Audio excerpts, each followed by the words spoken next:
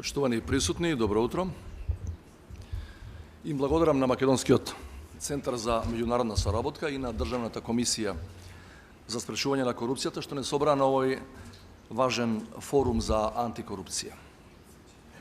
Пред точно 20 години Обединетите нации ја донесоа Конвенцијата против корупцијата. Во таа прилика, генералниот секретар на Обединетите нации Кофи Анан ја спореди корупцијата со подмолна чума која ги поткопува демократијата и владењето на правото, ги повредува човековите права, го нарушува пазарот, го еродира квалитетот на животот и го овозможува организираниот криминал, тероризмот и другите закани за човековата безбедност.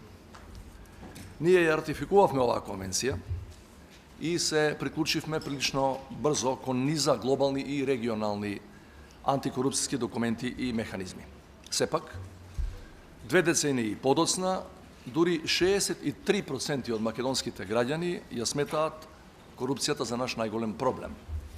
Индексот за перцепција на корупцијата за 2022 ја рангира Македонија на 85-то место во светот. Само 6 или 7 европски држави, зависно од времето на мерење, се зад нас, од кои ниту една не е земја членка на Европската унија.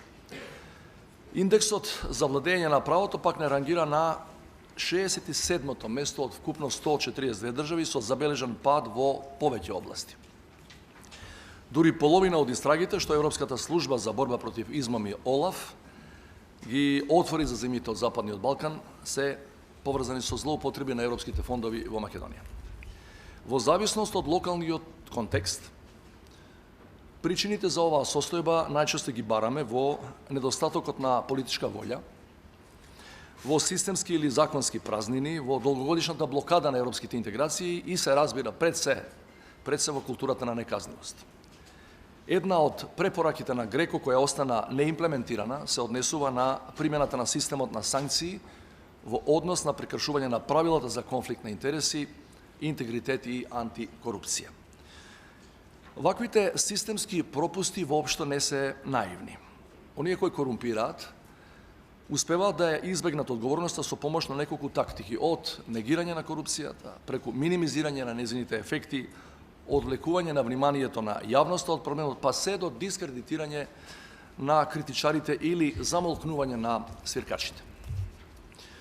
Низ годините, за жал, корупцијата стана наше секојдневие, начин на живот во кој огромен сегмент од општеството верува дека без мито, непотизам, кронизам и клиентелизам не можете да напредувате.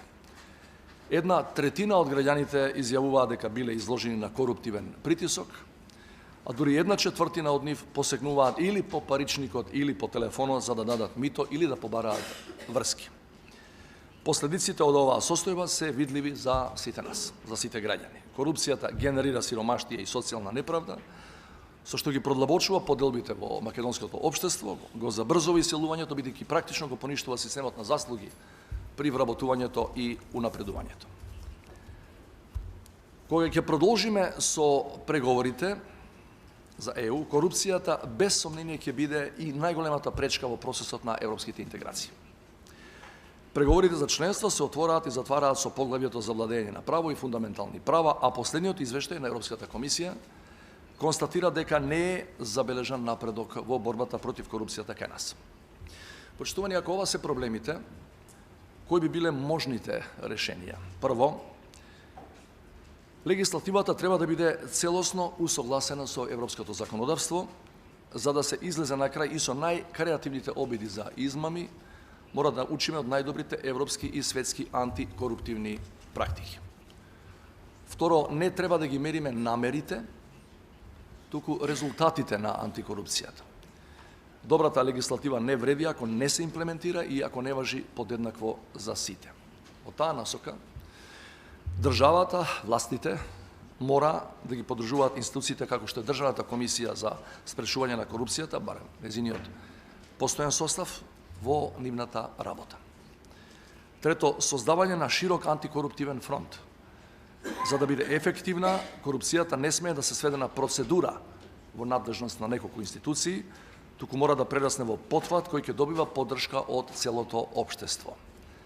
При тоа е неспорно дека борбата против корупцијата е пред се задача на секоја институција, за секоја од гранките на власта и за владеачката коалиција и за опозицијата и на централно и на локално ниво. Меѓутоа, медиумите, истражувачкото новинарство, невладиниот сектор и јавноста имаат незаменлива улога во тој процес. Четврто, подигнување на културата на антикорупција.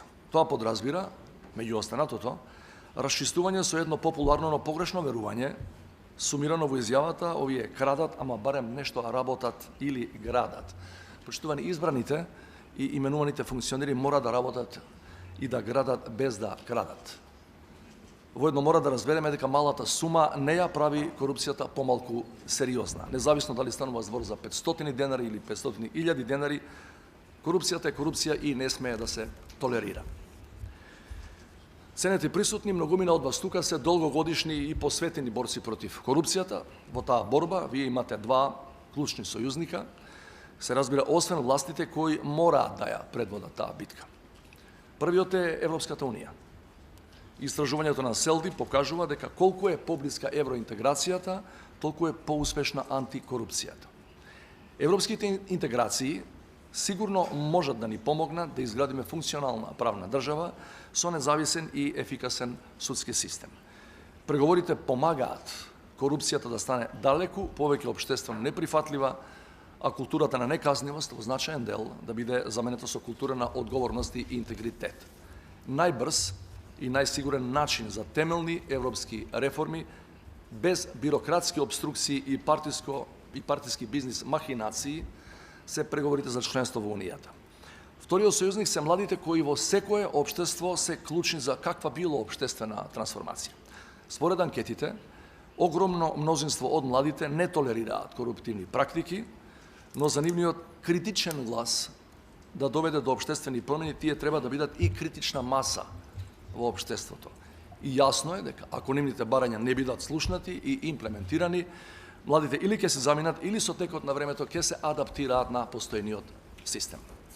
Драги пријатели, на 9 декември, за само 3 дена, ќе го одбележиме Меѓународниот ден на антикорупција, на 10 декември е денот на човековите права. Овие два последователни датуми не се случајно одбрани. Нема човекови права и слободи таму каде што правдата е поразена од корупцијата.